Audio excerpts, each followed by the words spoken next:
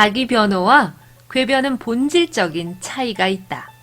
전자는 결백함을 수반하지만 후자는 명예에 영향을 끼친다. 제44대 미국 대통령 버락 오바마가 한 얘긴데요. 우리는 살면서 굉장히 많은 질문을 하기도 하고 받기도 하죠.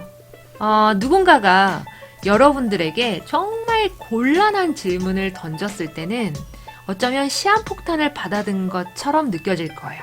다리가 후들거린다거나 아니면 머릿속이 뽀얀 연기로 가득 찬 것처럼 아무 말도 할 수가 없고 심지어는 혀가 스크류바처럼 빙글빙글 막 도는 거죠.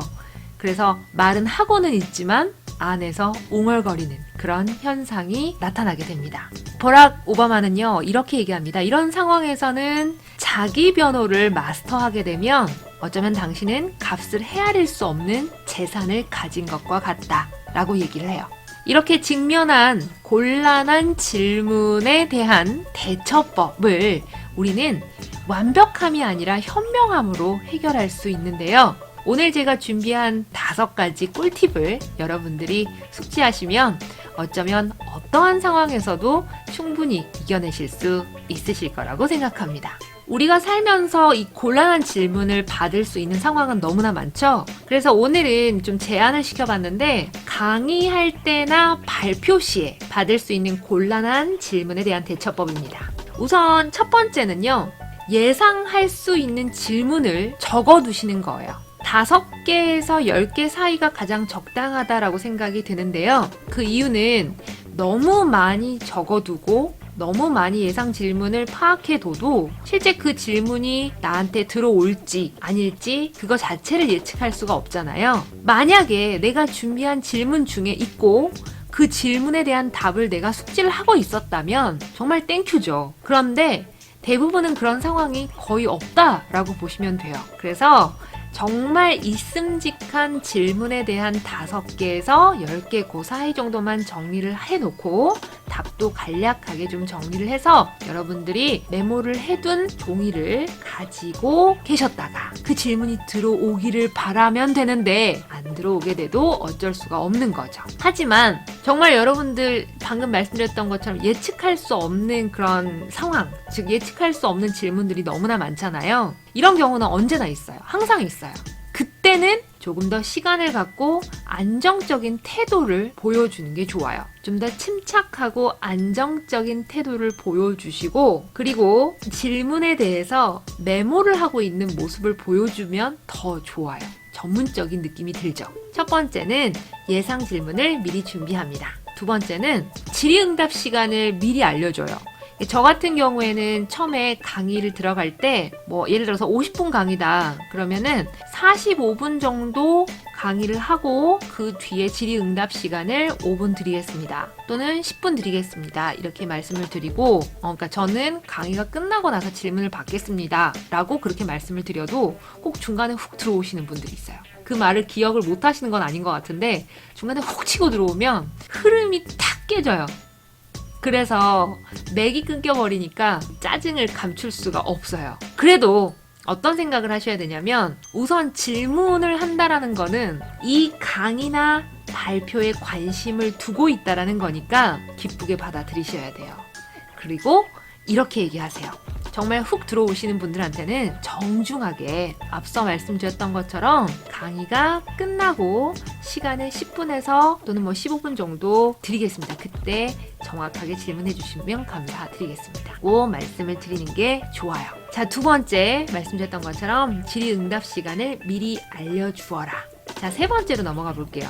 이해가 안 되는 질문을 받았을 때입니다. 이해가 정말 안 돼요. 상대가 나한테 지금 질문을 했는데 너무 장황하게 질문을 했다거나 내가 강의한 내용에서 좀 벗어나는 질문을 하면서도 뭔가 막 연관성을 지어보려고 하는 질문. 그러니까 정말 멘붕이 되는 그런 질문. 내가 몰라서가 아니라 어떻게 보면 질문자가 지금 뭔가 횡설수설하고 있는 것 같은 느낌이 드는 그런 질문들 있죠. 이런 질문을 받았을 때 질문자의 질문을 요약해요. 제가 지금 듣기로는 이러이러한 말씀을 하시는 것 같은데 맞나요? 라고 한번 물어봐요. 아니면 정말 솔직하게 말씀드리면 돼요. 지금 질문자님이 하시는 말씀이 제가 강의한 주제와는 벗어난 것 같습니다. 질문자님이 지금 질문하신 걸 다시 한번 말씀해 주시겠습니까? 라고. 만약에 이제 정말 이해가 안 되는 질문이 이렇게 훅 들어왔을 때 질문자의 질문을 요약하고 이게 맞습니까? 라고 물어봤는데 저쪽에서도 자기가 질문한 거에 대해서 그게 아니에요 라고 반박하지는 못해요. 왜냐면 그렇게 이해가 안 가게 질문을 하신 분들은 본인이 어떤 질문을 했는지 요약을 못하고 질문을 한 거기 때문에 막 던진 경우일 수도 있거든요. 만약에 이제 첫 번째 경우라면 이 사람이 처음 강사한테 질문을 했을 때 듣지 못했던 다른 청중들도 다시 들을 수 있어요. 그리고 두 번째는 질문자 자신이 했던 질문이 무슨 의도로 질문을 했던 건지 질문자 자체가 한 번 더 생각할 수 있는 기회를 주는 거예요. 그렇기 때문에 이해가 안 되는 질문을 받으셨을 때는 질문자의 질문이 이게 맞습니까? 요약하시고 확인하시면 되는 거고요. 두 번째는 다시 한번 질문해 주시겠습니까? 제가 이해가 안 갔습니다. 라고 솔직하게 얘기하시면 돼요. 자, 세 번째는 그렇고요.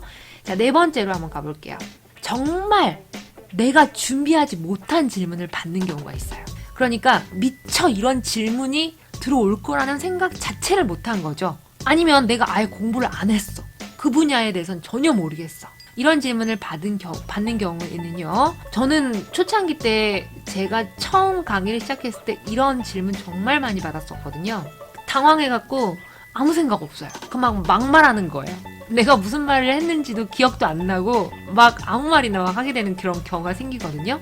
근데 혹시 그렇더라도 정말 솔직함이 어떻게 보면 신뢰를 얻을 수 있는 방법이에요. 솔직한 게 좋아요. 이렇게 한번 얘기해 볼게요. 거기까지는 생각을 못 해봤습니다.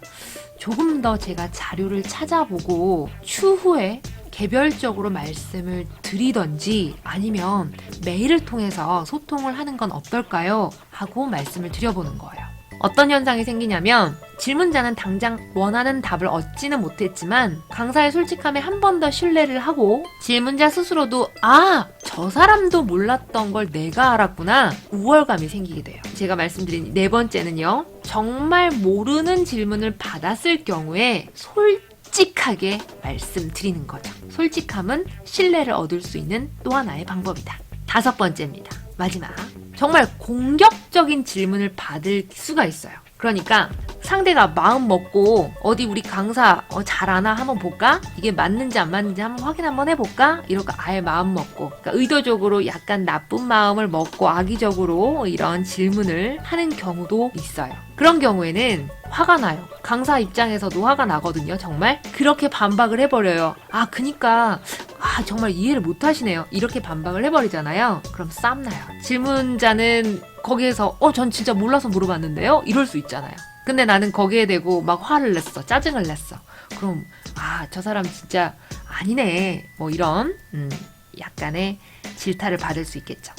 그렇기 때문에 정말 그 상황에서는 그러시면 안 돼요. 자처해서 청중들로부터 반감을 사는 행동, 정말 몹쓸 태도죠.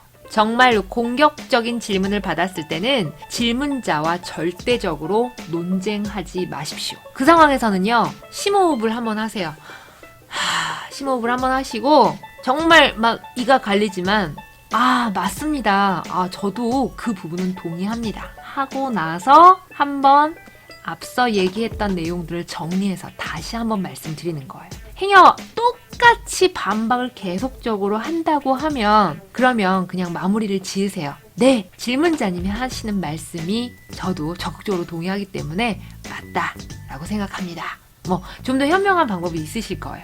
분명히 그렇게 대처하실 수 있을 거라고 생각합니다. 곤란한 질문에 대한 대처법은 제가 강의하면서 수시로 연구를 하는 것 같아요. 진짜 몰라서 질문하시는 분들이 솔직히 대부분이거든요. 제가 지금 당장은 모르지만 다음 시간 또는 메일 또는 전화, 문자 이런 SNS를 통해서 충분히 알려드릴 수 있어요. 그런데 정말 공격적으로 그냥 한번 당해봐라 이러고 훅 들어오는 그런 질문 같은 경우에는 그 상황이 되면 당황스러워요.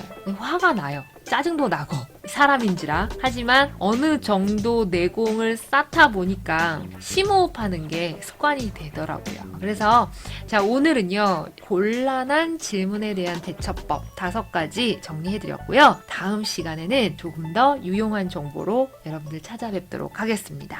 감사합니다.